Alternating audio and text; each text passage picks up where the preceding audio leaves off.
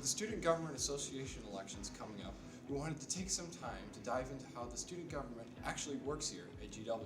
Just like the real U.S. government, the SGA is divided into three branches: the legislative, executive, and judicial. The legislative branch is unicameral, so it's just made up of the Senate.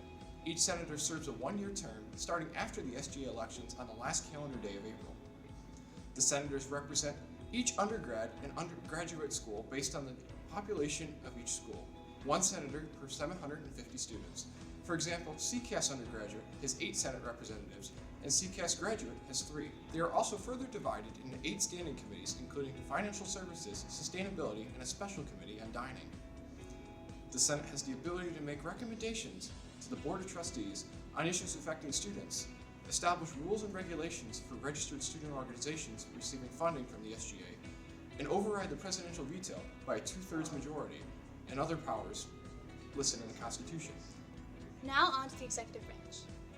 The executive branch consists of the president, vice president, legislator general, treasurer, and communications director. The president appoints executive secretaries to help with the executive cabinet.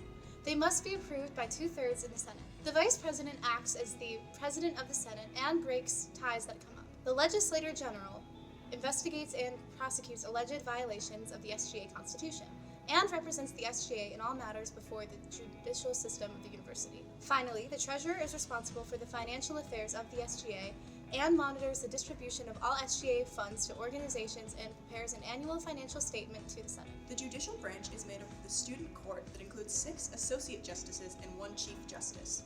3 of them must be undergraduate students, 2 must be graduate students, and 1 must be a law student in the term of appointment.